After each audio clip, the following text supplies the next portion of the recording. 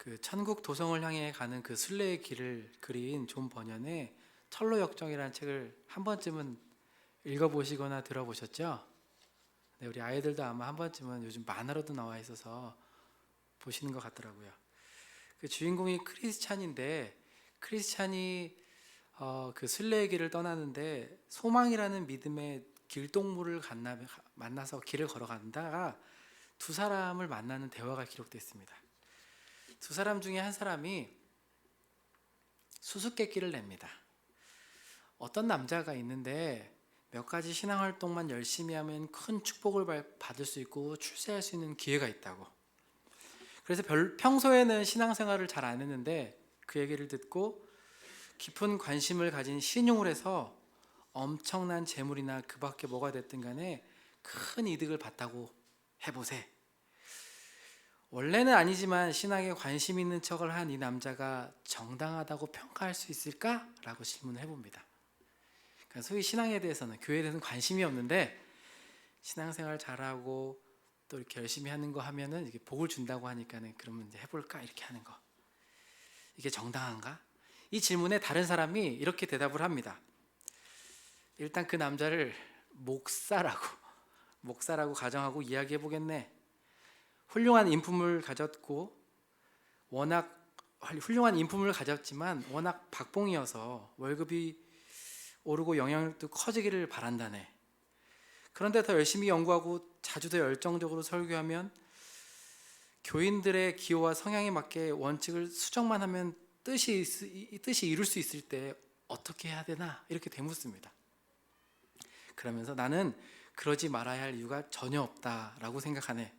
왜냐하면 그렇게 해가지고 더 좋은 이익을 얻게 된다면 먼저 하나님의 섭리로 더 많은 수입을 올릴 기회가 얻었으니 그걸 잡고 싶어하는 건 눈꽃만큼도 문제될 것에 없고 양심에 거리낌 없이 그 기회를 잡으면 그만이지. 두 번째로 더 많은 수입을 올리려는 욕구 덕분에 더 열심히 공부하고 열정적으로 설교해서 더 나은 목회자가 되었네. 삶의 모든 측면에서 이렇게 또 발전한 거니까 그건 역시 좋은 것 아닌가? 마지막으로 교인들의 눈에 들기 위해서 관점과 원칙들을 수정했다는 점에서 주목할 필요가 있네. 이것은 목사가 자기를 부인하는 성품과 따뜻하게 마음을 끄는 재주와 목회자 노릇을 하기에 안성맞춤이라는 세 가지 미덕을 지녔기 때문이지. 이렇게 얘기를 하는 겁니다. 그래서 이것은 여기서 꼭 목사가 아니라 다른 어떤 사람, 아까 첫 번째 사람이 질문했던 그런 장사꾼으로 가정해도 마찬가지고, 이런 축복을 손에 넣기 위해서 신앙생활을 한다는 것은 아주 훌륭하고 유익하다라고. 이렇게 공감이 되십니까? 너무 끄덕이시면 제가 뒤에 말할 때 좀, 이 두 사람의 이름이 나옵니다. 이 샬로 역정에는 이름이 되게 인상적인데, 아까 주인공인 크리스찬과 그의 친구 소망이라는 친구가 같은 길에서 동물을 만나지 않습니까? 이 첫 번째, 이 질문을 한 친구의 이름이 뭐냐면 두마음입니다. 두마음이라는 친구고, 대답을 한 사람의 이름이 누구인지 아십니까? 돈사랑이라는 친구. 이름이 돈사랑이에요. 돈사랑. 돈을 사랑하기 때문에 그 의도한 목적이 어떻게 되든 간에 같지 않겠나, 이렇게 얘기하는 겁니다. 어쩌면은 크리스천과 소망, 그리고 두 마음과 이 돈사랑이 같은 길을 걸어가고 있는 것 같은데, 우리는 압니다. 뭔가 비슷해 보이지만 분명히 이 사람들은 길이 끝까지 가서 만나지 않을 것 같다는 사실을, 이 길에서 언젠가는 갈라질 것이라는 사실은 우리는 조금씩 이해하게 됩니다. 오늘 우리가 함께 읽은 사도 요한의 기록, 편지, 이 글을 받고 있는 성도들에게도 뭔가 비슷해 보이지만 다른 소리를 내고 다른 길을 가고 있는 무리가 그 교회에 있었다고 이야기합니다. 우리가 읽진 않았지만 18절에는 사도 요한은 그를 가리켜서 적그리스도라고 이야기합니다. 적그리스도는 그리스도를 대적한 사람들이라는 의미에서의 적그리스도입니다. 그리스도의 적, 그리스도의 원수, 그리스도의 가르침과 전혀 다른 이야기를 하는 사람들을 가리킵니다. 초대 그리스도인들은 외부로부터 그들을 향해서 핍박과 박해뿐만이 아니라 이렇게 내부로부터 자신들의 믿음과 신앙을 유혹하는 적이 있었고 그들로부터 어려움을 당했는데 아마 그 이야기를 기록한 것 같습니다. 그들은 우리가 믿는 것과는 다른 소리를 내면서 교회 내에 분열을 조장합니다. 그들이 주장한 내용은 2장 22절에 나와 있는데 이렇습니다. 한번 우리 말씀 앞에 보면서 한번 읽어보도록 하겠습니다. 우리 함께 읽어보겠습니다. 시작. 거짓말하는 자가 누구냐? 예수께서 그리스도임을 부인하는 자가 아니냐? 아버지와 아들을 부인하는 적 그리스도니. 그들은 거짓말하는 자로서 예수님께서 그리스도임을 부인하는 자라고 이야기합니다. 이는 예수 그리스도께서 우리가 메시아 되심을 부인한다는 그런 의미보다는 특별히 예수 그리스도께서 육체로 오신 것을 부인하는 자들이 있었다고 이야기합니다. 그들을 가리켜 소위 영지주의자들이라고 이야기합니다. 당시에 많이 퍼져 있지 않지만 초대교회의 가장 어려운 문제 중에 하나는 이런 영지주의의 이단적인 가르침이었습니다. 아시는 분 아시겠지만 영지주의는 지식을 뜻하는 단어 그노시스에서 유래되었습니다. 웨인고한이 우리는 구원을, 영생을 그리스도를 믿음으로 받는다고 이야기하지만 이들은, 영지주의자들은 지식, 알을 통해서 가능하다고 이야기하는 사람들이 등장하기 시작합니다. 이 당시 영지주의 중에 가장 큰 특징이 두 가지인데 금방 앞서 말한 것처럼 진리와 구원에 관해서 특별한 지식이 있다라고 주장을 합니다. 영적인 자들이 이 진리에 관해서 특별한 지식을 가지고 있고 보통 그리스도인들은 이러한 지식과 비밀을 알 수 없다라고 이야기합니다. 혹시 여러분 이단 가르침들을 보면은 이런 얘기들 많이 하지 않습니까? 뭔가 되게 신비한 것처럼, 특별한 것처럼, 자신만이 이 지식을 소유한 것처럼 말하는데 초대교회 당시에도 이렇습니다. 그래서 우리가 믿음으로 이루는 구원을 이야기하는 것이 아니라 이렇게 빛처럼 특별한 지식을 통하여서 우리가 그 구원에 이룰 수 있다라고 이야기합니다. 또 다른 특징은 뭐냐면 영적인 세계와 물질적인 세계를 구분시켜 놓는 겁니다. 그래서 영은 거룩하고 선하고 반면에 육은 악하고 부정한 것으로 여겼습니다. 거룩하신 하나님이 부정하고 더러운 육체를 입고 오실 수 없다는 겁니다. 그래서 이들은 어떤 의미에서는 정말 그리스도와 하나님을 생각하는 마음에서 그렇게 이야기했을지도 모르겠지만 그것은 분명 성경이 이야기하는 것과 다른 주장을 해가고 있었습니다. 뿐만이 아니라 하나님께서 인간의 육체로 오셨을 리가 없다라고 이야기하고 그 거룩하신 하나님께서 이런 피조 세계를 창조하실 리도 없다라고 그렇게 주장합니다. 그러니까 이러한 큰 특징들, 뭔가 특별한 지식이 있어야지 구원을 받을 수 있고 또 영적인 세계와 물질적인 세계를 구분하는 이러한 그들의 가르침을 통해서 그들은 하나님께서 유일하게 마련해 주신 구원의 길, 예수 그리스도를 제거해버리고 영적인 지식을 통해서 이 육신, 육체의 속박을 벗어나는 것이야말로 진정한 구원이라고. 그러다 보니까 이들 가르침에는 당연히 육체를 통한 죄악은 어쩌면 당연하다라고 이야기합니다. 구원과는 관계가 없다. 결국 이런 이들의 주장은 도덕적인 타락을 그냥 야기시키게 되는 결과를 맺게 됩니다. 이러한 전반적인 그 당시 분위기 가운데 사도 요한은 이런 상황에 처해 있는 교회를 향하여서 편지를 쓰는 겁니다. 얼핏 보면 이들의 가르침이 그럴싸하고 하나님을 위한 것 같습니다.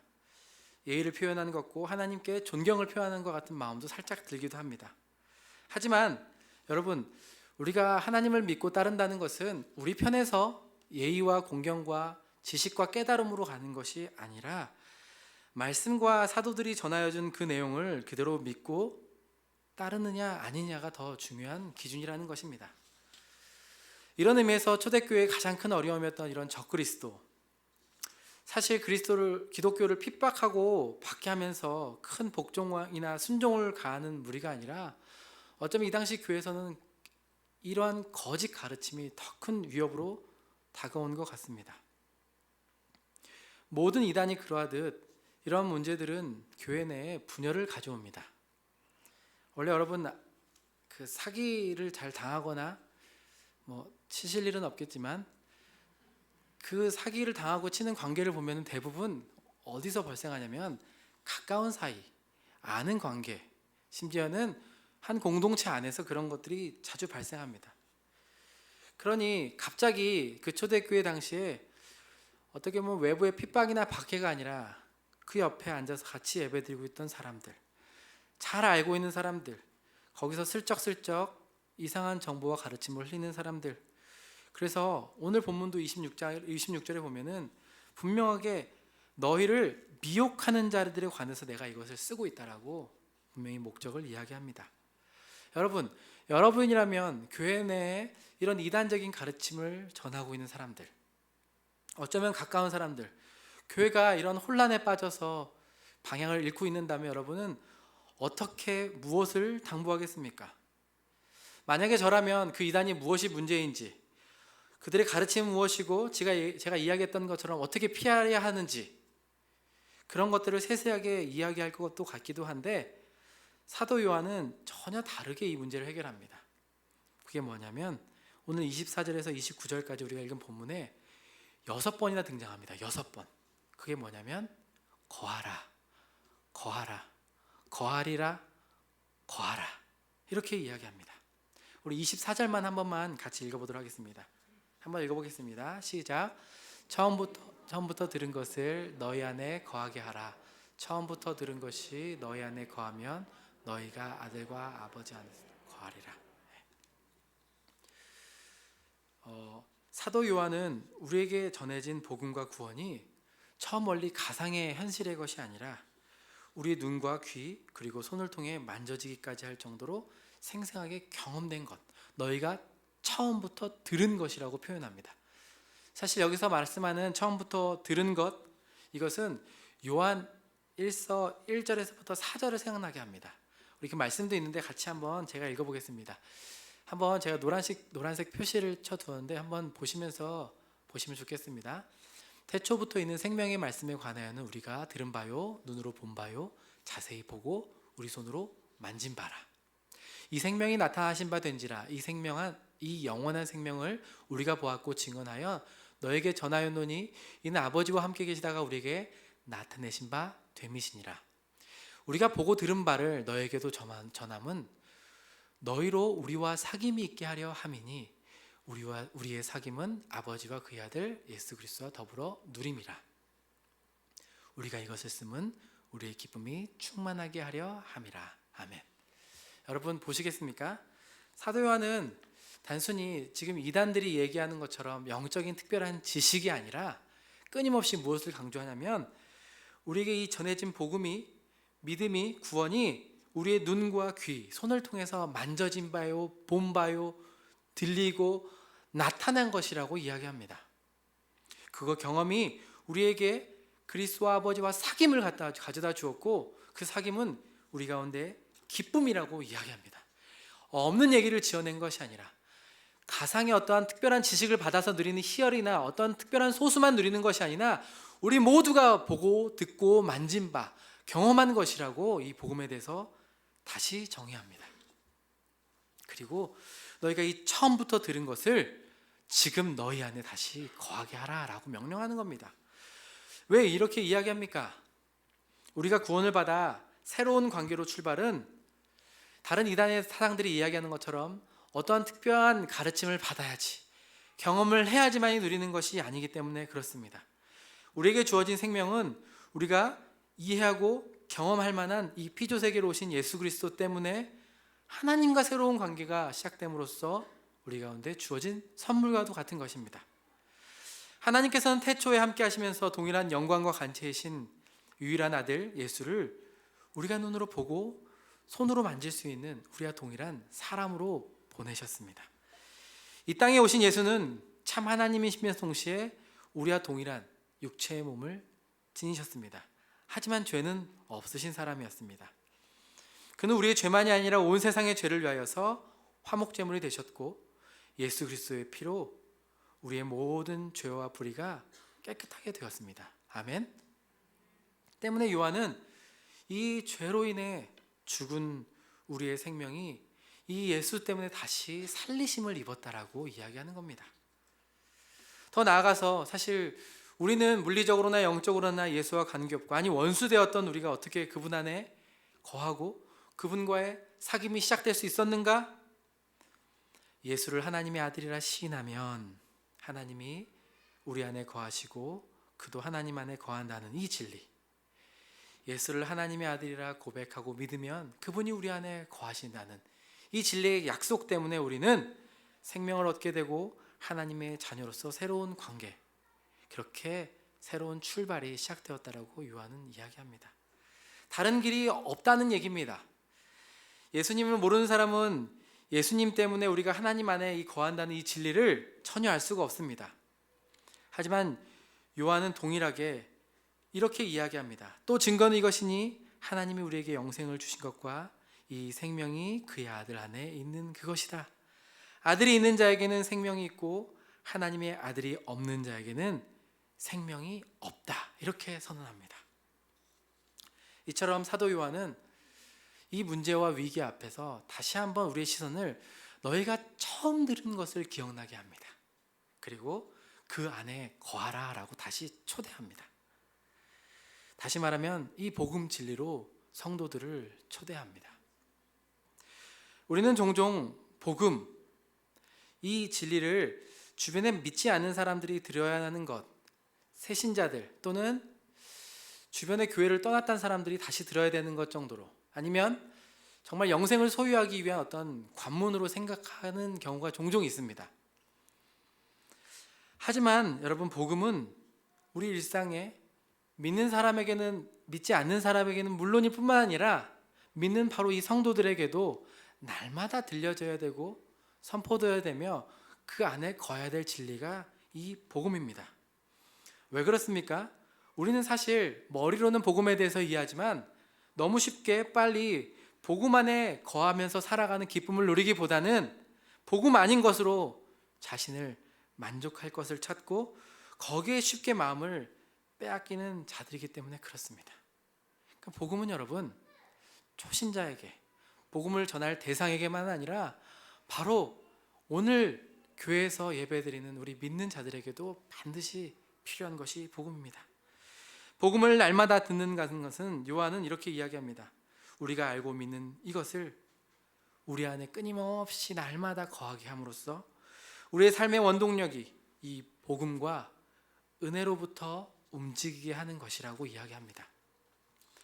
기독교 영성가 헨리 나우에는 누가복음 6장에 주님께서 제자를 부르시는 장면을 가르치면서 제자들이 받아야 할 훈련이 3가지가 있다라고 이야기합니다. 그 중에 첫 번째가 뭐냐? 그것은 바로 고독 훈련이다라고 이야기합니다.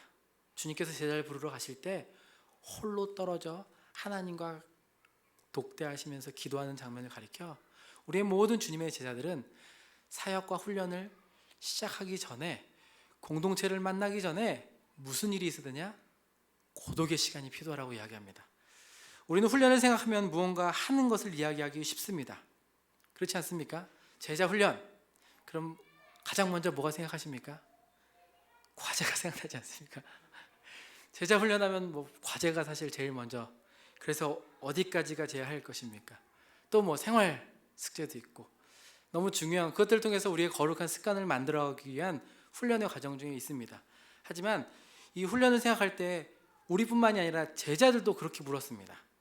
오병이어 기적을 경험한 제자들이, 주님께서 베푸신 놀라운 이적을 경험한 제자들이, 주님을 따르겠다는 사람들이 모여서 주님께 묻습니다. 요한복음 6장 28절에 주님, 어떻게 해야 내가 하나님의 일을 합니까? 라고 묻습니까? 우리의 관심은 늘 일에 관심이 있습니다. 그래서 은혜 받은 내가 무엇을 섬겨야 하겠습니까? 너무 좋습니다. 그런데 여러분, 주님의 답변이 무엇인지 아십니까? 그렇게 주님, 내가 어떻게 해야지 하나님 나라의 일을 하겠습니까? 라고 찾아온 제자들에게 요한복음 6장 29절에 이렇게 얘기하십니다. 하나님께서 보내신 일을 믿는 것이 하나님의 일이다. 사역 이전에 하나님을 믿는 것이, 그를 보내신 일을 믿는 것이 하나님의 일이라고 이야기합니다. 여기서 헨리 나운이 얘기했던 고독은 이런 의미의 고독입니다. 하나님과 단둘이 있는 시간을 의미하는데, 이 고독 가운데 하나님께서 우리를 사랑하는 자로 부르신다는 음성을 확인하는 자리입니다. 그래서 그는 기도란 내 사랑하는 아들, 내 사랑하는 딸, 내 자녀다라는 음성을 듣는 자리라고 이야기합니다. 여러분, 우리 스스로도 끊임없이 우리를 뭔가 해야지 가치 있는 사람이라고 여기게 되지 않습니까? 좀 더 의미 있는 일을 하면, 좀 더 나은 일을 본인이 생각하는 기준에 합당하게 살아가면 괜찮다라고 생각하지 않습니까? 요즘은 우리 청소년 아이들이 시험 기간입니다. 시험 기간에 힘내라라고 부르면 뭐라고 문자가 오신지 아십니까? 시험 망쳤어요. 뭐라 대답해 줄 수가 없습니다. 우린 다 압니다.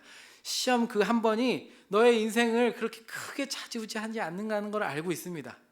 하지만 아이들에게는 너무나 그냥 그 한 번의 시험이 낙심돼서 자기 자신을 평가하고 스스로 숨어 들어가지 않습니까? 그런데 이 고독의 자리에서 우리는 하나님이 나를 사랑하시는 자요, 사랑하시는 자녀로 대한다는 사실을 들어야 한다는 것입니다. 세상은 끊임없이 당신이 사랑받는 자라는 것을 증명해 보이고 확인해 달라고 요구합니다. 하지만 우리는 고독의 자리에서 이 복음 전리를 붙잡으면서 우리가 누구 안에 거하게 됐고 우리는 누구 때문에 존귀한 자녀가 되었는지를 생각해 보게 됩니다. 누구도 나의 정체성을 흔들 수 없고 나는 내가 주님의 자녀라는 것을 우리 주 예수 그리스도의 십자가 말고는 그 어떤 것으로도 입증하거나 증명할 필요가 없다는 것을 확인한 자리가 고독의 자리라는 겁니다. 한번 저를 따라해 보시겠습니까? 나는 예수 안에서 충분히 만족한 사랑받은 자다. 아멘. 여러분, 이 진리를 우리는 날마다 점검해야 합니다. 우리는 날마다 이 진리를 잊고 다른 것으로 우리가 사랑받는 사람이라는 것을 증명하고 싶은 존재이기 때문에 그렇습니다. 그래서 마틴 루터는 우리의 믿음 생활에 가장 중요한 것이 무엇이냐? 그것은 회개다. 회개. 우리의 모든 출발은 이 회개로부터 온다.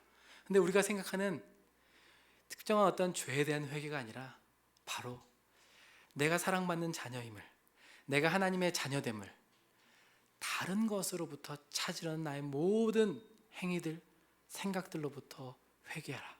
그리고 우리 주 십자가를 날마다 믿으라 라고 초대합니다. 그래서 우리는 이 복음 진리가 필요합니다. 사랑하는 성도 여러분, 이 복음은 말씀드렸던 것처럼 이 진리를 알지 못한 채 세상 사람들을 보면 정말 고와 같이 다른 곳에서 행복과 만족을, 자신의 정체성을 찾으려고 살아갑니다. 우리 대학생들 얼마나 치열하게 살아갑니까? 그런데 지난주에 한 청년이 자기 친한 친구한테 물어봤다고 합니다. 너는 어떻게 그렇게 치열하게 살 수 있냐고. 근데 그 친구는 이렇게 대답했다고 합니다. 이렇게 살지 않으면 내가 인정받을 길이 없다라고. 그러니까 모든 삶을 쪼개서 살아가고 최선을 다해 살아가는데 그 동기가 뭐냐면 이렇게 살지 않으면 그 누구도 나를, 심지어는 부모님도 나를 인정해 주지 않을 것 같은 불안과 염려 가운데 살아갔다라고 합니다. 세상 사람들에게 이 복음이 반드시 필요합니다. 하지만 동시에 여러분, 늘 교회는 다니지만 불안과 염려로 자신을 채우고 교회조차도 뭔가 사랑을 확인하고 사랑받고 싶어하고 다른 행위로 자기 자신을 증명하고 보여주고 싶은 저에게, 또 우리에게 지금 당장 필요한 것이 무엇이겠습니까? 그러한 성도들에게 사도 요한은 초대합니다. 처음부터 들은 것을 기억하며 그 안에 거하라. 너희가 그 안에 거하면, 그 안에 거하기만 하면 그 아들 안에 기쁨이 충만하다고. 그 안에 거하기만 하면 생명이 주어진다고. 제가 오래전에 선교단체에서, 저는 모태신앙이었는데 선교단체를 통해서 20살쯤에 다시 주님을 영접하게 되었습니다. 그때 저에게 이 영원한 생명에 대해서 가르쳐 주신 분이 계신데 아직도 저는 그 비유를 잊을 수가 없습니다. 그가 저한테 이게 대대로 내려왔던 방법인 것 같아요. 왜냐하면 저도 그걸 배워서 그렇게 가르쳤으니까요. 예수를 믿으면 뭐가 달라지는가 했을 때 처음에 생명, 영원한 생명을 주신다 해서 엄지손가락을 딱 피는 거예요. 이게 생명이다, 생명. 이렇게 가르쳤어요. 따라해보고 싶지 않으십니까? 한번 해보시겠어요? 생명. 이게 생명이에요. 예수를 믿으면 우리 안에 가장 특징은 영생을 주신다. 근데 이 영생이 누구 안에 있냐? 그의 아들 안에 있다 하면서 이 손이 예수 그리스도 그의 아들 안에 있다. 영생이 아들 안에 있죠? 아들 안에 있습니까? 이렇게 빼고 이렇게 잡으시면 이렇게 영생을 넣어서 아들 안에 잡으시면 됩니다. 그래서 그 아들을 믿기만 하면 뭐가 있다? 나에게 영생이 함께 거한다. 사실 저는 그 당시만 해도 이 죽음과 그 이 인생의 이후의 세계에 대한 매우 불안감과 염려가 있었습니다. 그래서 어렸을 때부터 교회를 다녔지만 이 영생에 대해서 늘 의심하고 회의가 있었습니다. 근데 정말 기적처럼 생명이 주시는데 그 생명이 그 예수 안에 있대. 그 아들을 믿기만 하면 그의 아들뿐만이 아니라 영생이 내 안에 소유되게 된다고. 우리 아이들도 생명이 예수 안에 있고 예수를 믿기만 하면 그 안에 우리의 영원한 생명을 주신다고 약속해 주셨습니다. 사도 요한은 이 진리를 다시 한번 백성들에게, 우리 성도들에게 설교하는 것입니다. 그러면서 어떻게 하면 이 계명을 이 안에 거하는 것이 가능한가를 이렇게 가르쳐 줍니다. 사실 이제 사도 요한은 의도적으로 알다, 배우다, 가르치다라는 말을 많이 합니다. 그러면서 우리가 읽은 27절과 28절, 29절에 한번 이렇게 이야기하고 있는데 한번 같이 한번 읽어보겠습니다. 27절, 28절, 29절. 27절은 제가, 28절은 여러분이, 29절은 함께 읽겠습니다. 너희는 주께 받은 바 기름 부음이 너희 안에 거하나니 아무도 너희를 가르칠 필요가 없고 오직 그의 기름 부음이 모든 것을 너희에게 가르치며 또 참되고 거짓이 없으니 너희를 가르치신 그대로 주 안에 거하라. 자녀들아 이제 그의 안에 거하라. 이는 주께서 나타내신 바 되면 그가 강림하실 때에 우리로 담대함을 얻어 그 앞에서 부끄럽지 않게 하려 함이라. 29절에 함께 읽겠습니다. 너희가 그가 의로우신 줄 알면 의를 행하는 자마다 그에게서 난 줄을 알리라. 아멘. 27절, 28절, 29절은 마치 영지주의자들과 이단들이 너희들이 굳이 영적인 신비와 체험과 지식을 통하여서 구원 얻으면 그런 윤리적인 율법적인 삶을 필요 없어, 도덕적인 삶을 필요 없어라는 얘기에 반박하면서 이렇게 이야기합니다. 아니다. 오히려 너희 안에 생명이 있고 그 안에 거하면 너희 할 일들을 성령께서 가르쳐 주시면서 마땅히 해야 될 바를 할 것이다 라고 이야기합니다. 근데 성령께서 우리 가운데 가르쳐 주신 그 지식이 무엇인지, 마땅히 해야 할 바가 무엇인지를 조금 더 뒤편에 요한 1서 4장 7절에서 11절에서 이렇게 이야기합니다. 한번 띄워주시겠습니까? 저와 여러분이 한 절씩 또 교독하면서 읽겠습니다. 사랑하는 자들아 우리가 서로 사랑하자. 사랑은 하나님께 속한 것이니 사랑하는 자마다 하나님으로부터 나서 하나님을 알고 사랑하지 아니하는 자는 하나님을 알지 못하나니 이는 하나님은 사랑이심이라. 하나님의 사랑이 우리에게 이렇게 나타난 바 되었으니 하나님이 자기의 독생자를 세상에 보내심은 그로 말미암아 우리를 살리려 하심이라. 사랑은 여기 있으니 우리가 하나님을 사랑한 것이 아니요 하나님이 우리를 사랑하사 우리 죄를 속하기 위하여 화목제물로 그 아들을 보내셨습니다. 함께 읽겠습니다. 사랑하는 자들아 하나님이 이같이 우리를 사랑하셨은즉 우리도 서로 사랑하는 것이 마땅하다. 사도 요한은 하나님 안에 거한 자들에게는 그의 영께서 무엇을 가르쳐 주시면 바로 하나님의 사랑에 대한 지식을 우리 가운데 부어주신다라고 약속합니다. 끊임없이 사도 요한은 배우다 알다라는 말을 마치 영지주의자들을, 그들도 지식을 통해서 뭔가 구원을 얻는다는 것을 이야기하는 것처럼 우리도 지식을 배우고 알아야 되는데 다른 종류의 지식을 이야기합니다. 그것은 영지주의자가 말하는 그런 특별한 지식이 아니라, 소수만 누리는 지식이 아니라 보편적인 지식을 이야기합니다. 누구나 예수의 생명을 가진 사람이라면 누구나 알 수 있는 그 지식, 그것은 바로 하나님은 사랑이시다라는 지식입니다. 그리고 그 사랑이 우리에게 어떻게 부어졌는가? 바로 그 사랑이 우리를 위하여서 대신 죽게 하심으로써 그 사랑을 우리 가운데 모두에게 나타내 보이셨다라고 이야기합니다. 때문에 우리는 우리가 먼저 하나님을 사랑한 것이 아니라 하나님께서 우리를 사랑하셨다는 이 진리를 알게 되었다라고 이야기합니다. 그리고 성령을 주셔서 우리가 우리 안에 그분이 거하신 줄을 이 일들을 통해서 알게 하시고 그분의 사랑을 받은 것이 어떻게 드러나냐? 마땅히 서로 사랑하는 것이다. 이렇게 이야기합니다. 어떤 율법을 어떻게 지켜라, 어떤 도덕적인 계명을 더 이렇게 지켜라가 아니라 사도 요한은 그 모든 율법을 하나로 묶어서 사랑하는 자들아 하나님이 이같이 우리를 사랑하셨은즉 우리도 서로 사랑하는 것이 마땅하다고, 이 하나의 계명으로 우리가 마땅히 도덕적이고 율법적인 법칙들을 따라서 살아가야 되는 것을 이야기합니다. 그러면서 그 요한복음 4장 12, 13절에는 이렇게 이야기합니다. 어느 때나 하나님을 본 사람은 없으되 만일 우리가 서로 사랑하면 하나님이 우리 안에 거하시고 그의 사랑이 우리 안에 온전히 이루어지느니라. 그의 성령을 우리에게 주심으로 우리가 그 안에 거하고 그가 우리 안에 거하신 줄을 안다라고 이야기합니다. 그래서 정말 이 이단적인 가르침을 체계적으로 그 가르침이 어떠한 일인지를 가르쳐서 논하는 것이 아니라 우리가 믿고 있는 이 복음이 얼마나 위대하며 그것이 어떤 생명을 가져다주고 그 생명 안에 거하는 그 사랑이 어떠한 의미며 그 사랑을 받은 자들은 마땅히 보이는 자들을 사랑함으로써 보이지 않는 하나님을 향한 우리의 믿음을 증거한다라고 이야기합니다. 다 아시는 얘기죠. 이런 의미에서 신앙생활을 한다는 건 여러분 어쩌면 다 아는 것입니다. 이단들 우리에게 새로운 것이 있다라고 이야기합니다. 새로운 가르침, 이전에 보지 못했던 거, 2022년에 하나님 이루삼 교회에서만 할 수 있는 거, 물론 그런 특별한 것일 수 있겠죠. 하지만 믿음 생활이라는 것은 성령 안에서 이미 우리 가운데 그분 안에 거하기만 하면 날마다 가르쳐 주는 것이요, 어쩌면은 특별히 배울 건 없고 모르는 건 없는 것이 같습니다.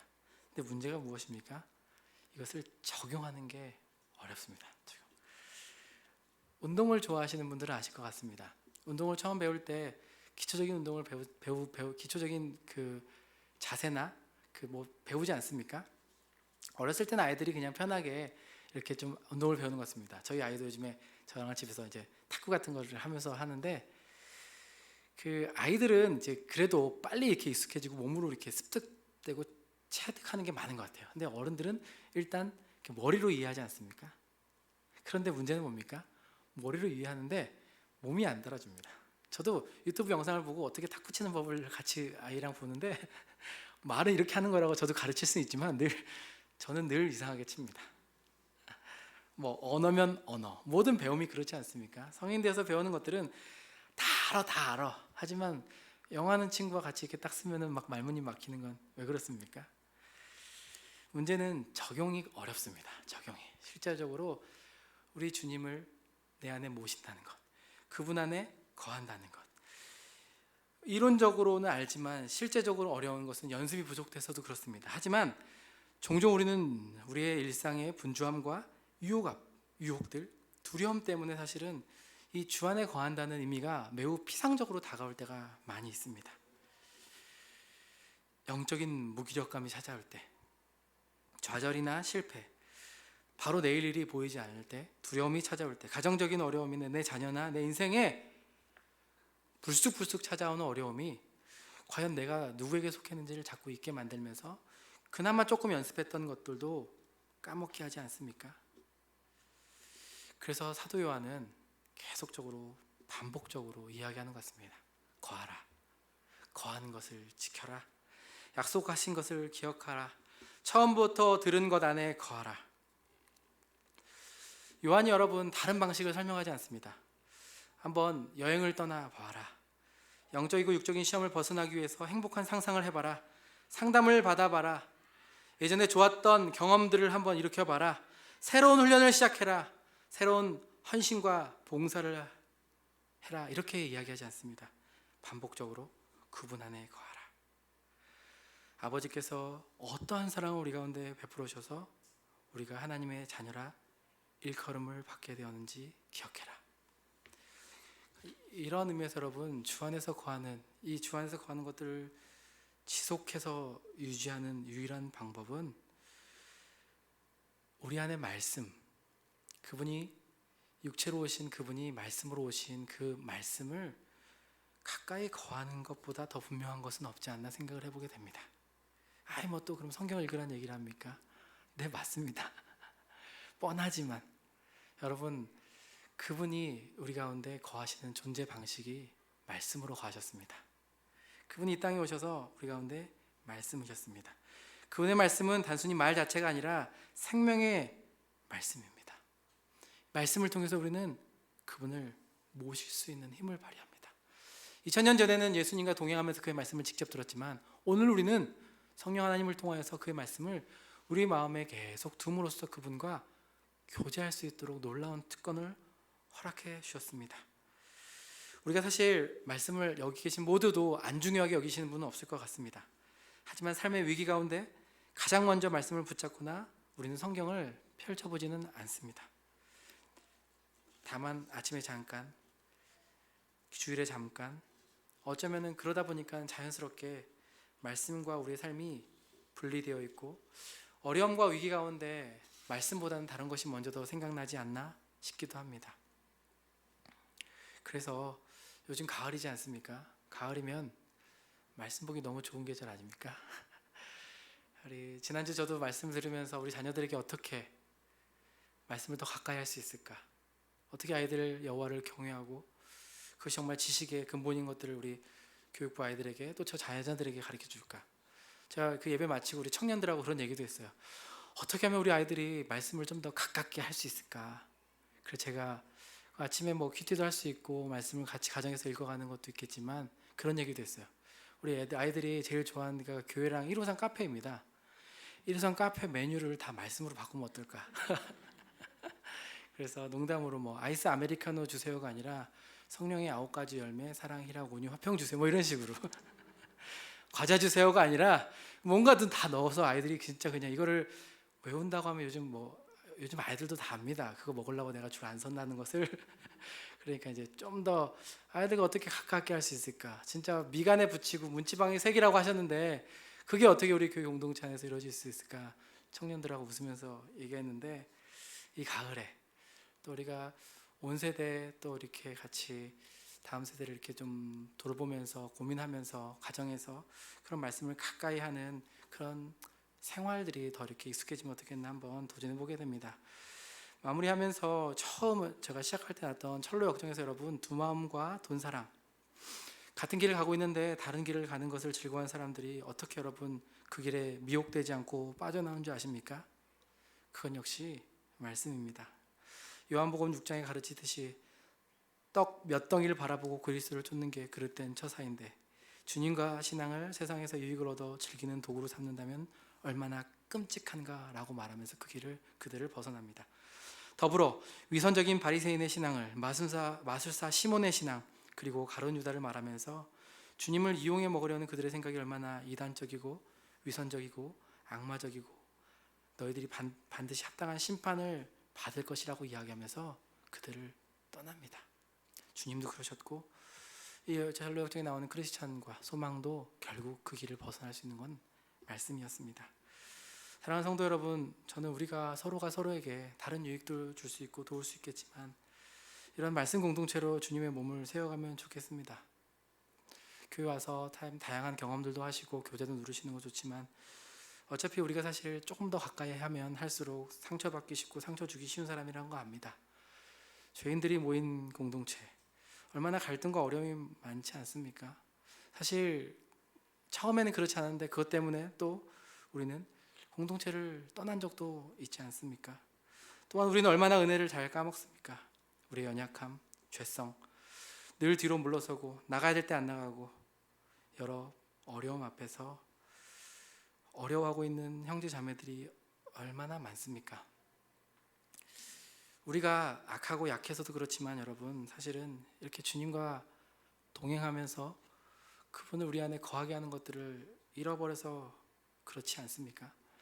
주의 법을 우리 안에 두는 법들을 우리가 너무 쉽게 잊어서 그런 것 아니겠습니까? 그러니 우리 서로를 향해서 정말 그분의 사랑이 변함없다는 것 그것을 몸으로도 보여주고 서로 그분의 약속의 말씀을 통해서 우리가 누구에게 속한 자들인지 어떻게 구원을 받았고 그 약속이 얼마나 신실하고 변함없는지를 기억나게 하시는 성도들로 또 이 가을을 함께 보내면 좋겠습니다.